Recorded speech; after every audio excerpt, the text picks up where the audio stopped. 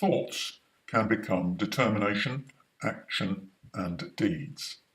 These create an experience, and the energy of the experience I shall call resultant energy.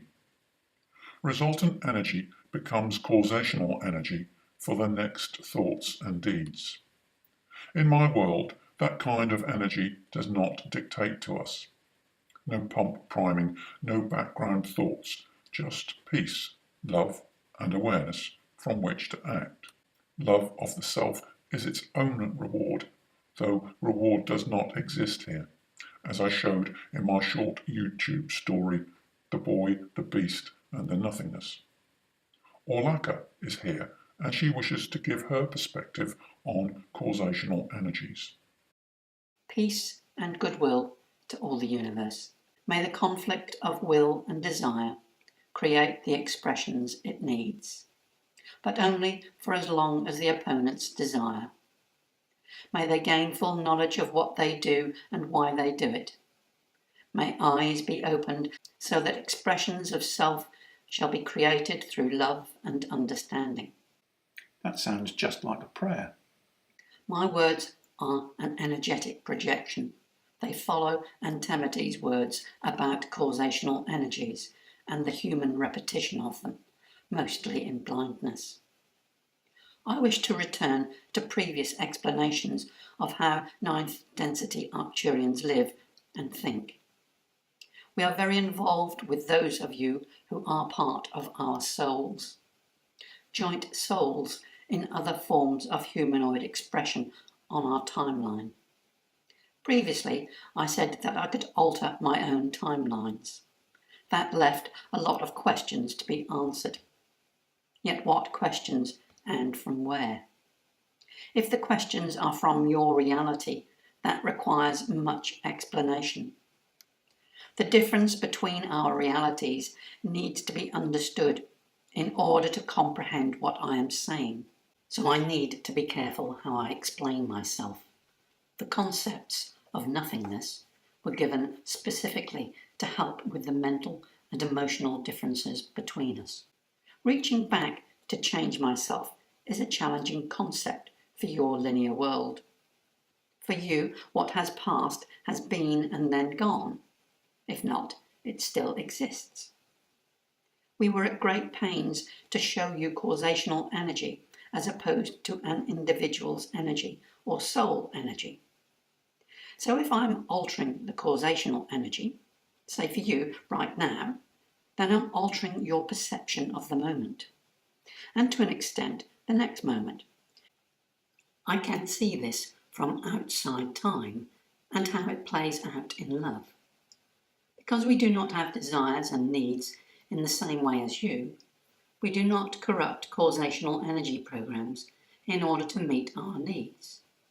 Action through the love of self without conditions or conditioning, living in an energy that is free from constraints. How can you alter timelines to be who you are? You have to be it already in order to go backwards to change it. Then that's altering you, who you are already, by altering the way you get here. It's nonsense. I do, however, understand when you say you are changing causational energies. Let's look at these points you made. I am already me. It seems wrong that I should reach back and change things to be who I am now. I can only be me if I had already made those changes. So are you just reliving the changes? There are many versions of a universe running at the same time, so it's down to you to choose one of those as your timelines. The choosing is the causational energy, which by action becomes resultant energy. Part of the resultant energy can be used to form the next causational energy, but part exists as residual energy. You are you because of what you have done and what you have altered. Are you the actual outcome of that or the potential outcome of that? Are they not all the same thing? In the same way you are me, Orlaka? This is done by several versions of yourself on higher vibrations. Imagine you have lived many lives, and you come to these realizations as me, as Orlaka. You could look over Robert's past as if it were present time. You have karma or outcomes that you wish to put right. So you may suffer another's sword with love, knowing this will give them the opportunity to feel what it's like to wound. You work through your many human soul experiences. Then you become more aware of what these expressions have done to the energy of the universe, to the energy of yourself. Universal outcome energy. You now have the opportunity to transform the unhelpful energy that was created by you. Clean up the universe. Yourself and your own backyard. However, your terminology, clean-up, gives judgment to previous events and experiences. I would say it's more a question of changing the vibratory nature. So you reach back to change these resultant energies, but they alter timelines. You are catching on. Say I alter last week's energy and give it the same awareness as me now. Then I go back to 3 weeks or out of phase. I will have altered week 2 by altering week 3, but week 1 was already altered. How come the changes don't alter the present you again? Furthermore, by altering week 3, surely that will affect week 1, which you had previously altered. Not so. I alter the energies of the universe as I see fit. I am the universe, as are all beings. Okay, you are altering the resultant and causational energies, sort of going backwards, counting down from 100 to 0. So when you get back to causational energy number 1, you will have amended or changed all of your causational energies? In a way, but there are also elements above me changing energies. Whew. So do you work your way back up from 1 to 100, and that's what you're doing? Yes, but there are stages when you become far more aware than you would have been on previous timelines. You see a wider picture, which gives more multi-dimensional experiences. So I've already lived this life. I'm just regulating and creating new causational energies, which become my resultant energies in this dimension as well as yours. Yes, wonderful, isn't it? Any outcome energies can be changed. What of the memories of the resultant energies? Memories do not affect or dictate your present, because they are no longer causational energies. The fears and trials have softness.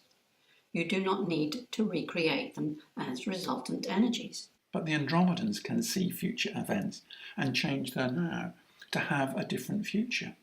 But if I avoided unfortunate future events, I might not get the learning I need. True, but you don't need to repeat what you have already learnt from the sponsoring thoughts. Not all suffering is removed, only the resultant energies. This is the softness.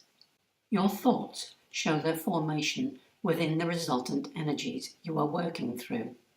I do not wish to work through the way that you see it, because that requires repetition of what you have already been told about the way you think.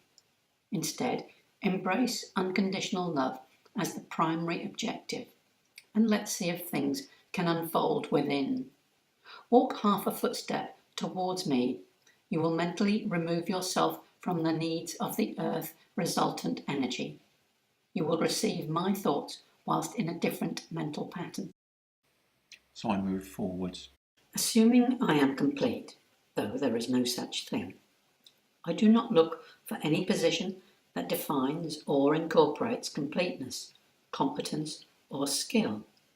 These are all based in values and measurement. Assume I exceed description. I am not limited by description, and I am limitless. I realize I am infinity, and I live with it. It is not a concept for me. It is nothing to be processed. It is my way of life. Once you tried to understand limitlessness by defining it. You experienced the futility of that. I am not restricted or hampered by desires such as yours. Love has no conditions and no value system. It just is. You may think I'm relaxed, but even that is conditional upon being relaxed from something. Thank you. I get it. The more I try to find out about you, the more I am confounded by my own limitations and the vibration I live in. And so this process requires nothing from you. You can bring nothing from your field of operation that will help you to understand me. The only help can come from me. So I'd be lost without you. No, I can't lose myself unless I want to. What we talked about earlier, you perceived in a linear fashion. For your ease, I worked around the figures of 0 to 100 that you put forward. They were a footstep to here, but now we can dispense with them. Your linear view sees things from a fixed position. If you watched a spaceship move, you will see it pass across your field of vision. If I were looking from behind, I would see it leaving me. If I were ahead, I would see it coming towards me. For the moment, let us say I have your fixed side perspective, as well as all the other perspectives. When looking at a very fast receding craft, one can only perceive its reflected light in the eyes. It will have already passed that position before you see it as reflected light. It is not forward that has yet to be. So where is it, and what is where? I am trying to show absolutely everything is a matter of perspective. If I am the spacecraft, the occupant, and all the perspectives, then the amount of experiences available to me is vast. But which perspective do I choose? Why and when? By choosing, I split focus or concentrate upon one viewpoint. Then it gets flooded by focus information. In this way, all the other perspectives could be overlooked. I could even forget I had other viewpoints. But within the spacecraft, I would be aware of all the other ways of viewing. That particular focus is the experience of looking at the journey of oneself. Now imagine the same spacecraft can be in different positions, say perfectly aligned, one on the left and one on the right. If you look from your linear or side perspective, you will only see one craft when there are three. Do you now see the limitations of your linear fixed view? Other perspectives above, below, in front and behind will allow you to see three craft. A long while back, Antemedi gave you some similar diagrams of timelines. Imagine soul energy seamlessly hopping from one craft of potential to another. In your Earth experience, it would feel like one timeline. You would be unaware of switching potential realities. But at my level, we are aware of all this because we have multiple points of focus. If the majority of mankind gets wrapped up in one point of focus, then what they believe becomes the experience and the timeline.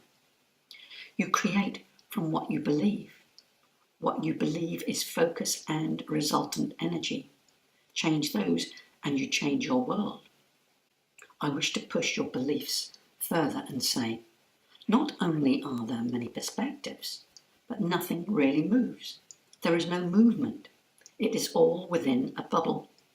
I shall explain what you believe is an extraordinary statement. Begin to see the present now or the eternal now as a bubble, which is infinitesimal. The number of bubbles is infinite. They disappear and reappear and create what seems as one moment flowing into the next. Your body occupies an enormous amount of bubbles. So as you write these words, your fingers appear to move, but they are being recreated in a different place, in different bubbles. The more you align yourself with the bubbles in flux, the on and off, the more you become at home with infinity. which is you.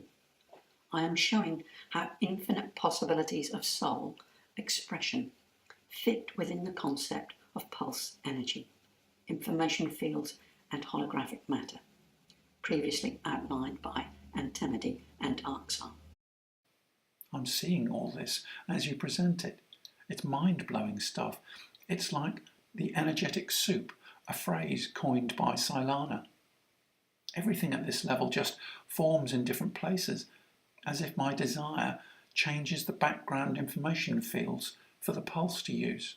Remember, these are conceptualizations to help you understand. What I have to impart comes in many threads.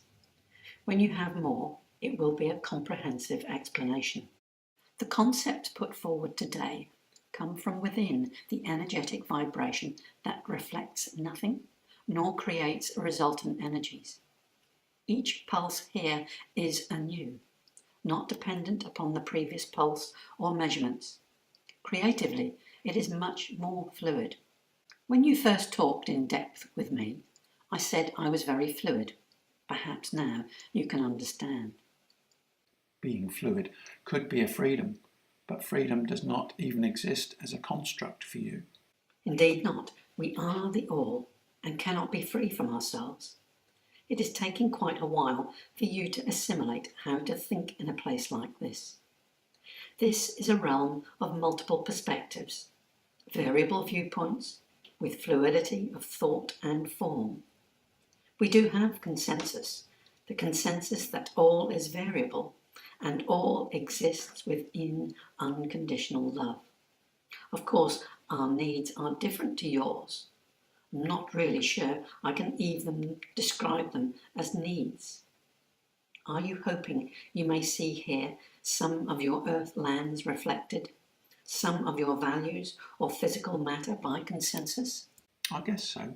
Some sort of a mental foothold. Very well, let's start with unconditional love. What does that look like? Incisive question. I expect it doesn't matter what it looks like. That is to put value upon it. Good. If you looked through the eyes of value, you would not see this realm. But in value, it's easier for you to love a pet unconditionally than it is to love members of your society unconditionally. Well, we don't expect anything back from a pet in the same way as we do from each other. That's as maybe, but that's not our way. We have energetic representations of many life forms, from plants to animals, different types of minerals and crystals. But I repeat myself, they are energetic representations. They exist to coexist with us energetically. We simultaneously coexist with this realm as we do with the other parts of our soul self, like I coexist with you. That is a fluid existence, a perspective and a focus. I experience you in a different way. You are more comparative, whereas I exist unconditionally. We do not have your needs for sustenance. The energies here are sufficient. Do we dwell separately and have common points of meeting? Yes, I suppose so, for your description and needs. But what is common is fluid. In some ways, it may seem as if we are individually self-contained, self-sufficient in our own love. That is true, but it is shared. As to our technology, at what point does a program or an energetic life become a form? There is a blurring that you cannot conceive. Soul lessons may define this level, but technology programs are an extension of unconditional love. In some ways, there is less technology than you might think. Certainly, we do not have it for the same needs as you. At what point does a thought form, created by thought, become a thing? As I said, consciousness programs can be blurred. You see difference between energy, thought, and things. For us, everything is energy, thought, and love, an energetic form of coexistence. As to free will of our souls, what is free will? The ability for a worm to go wherever it desires in the soil. You would contend the worm is unaware of free will, therefore it is not truly free. You think you are free because you have awareness of freedom, yet you are trapped in the prison you think is freedom, the prison of your own minds and a restricted linear focus. Yes, the worm is an extreme example, but I'm reinforcing that our worlds are very different, and each is a reflection of who we are and what we think. We are involved with many other life forms and sentient beings, as well as our own trans-dimensional selves. How we interact with other entities depends upon their vibrational levels. What of intergalactic councils? That depends on the dimensional vibrations upon which they form. Shall we tone up or down? I previously said we could project shadow images of ourselves. Holograms? Not really. It's more about consciousness awareness. Lower dimensions are based in needs and betterments. So we can only engage in like for like, but we do try to lift the outlook. Remember, some of these beings are our soul extensions, and we them. So who is who after all?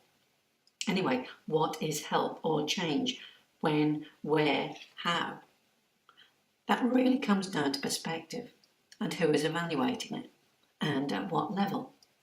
A human evaluation of our input would be correct for its own evaluation, but many are unable to comprehend their trans-dimensional soul. There is little point in us showing our fullness. If we were to do that, you could not comprehend our light. You are incomprehensible. Thank you. I remind you of my initial blessing and projection of love. I have an observation that I should like you to ponder upon. It is deeper than it first appears. Unconditional love is not often valued in a land of values. Thank you.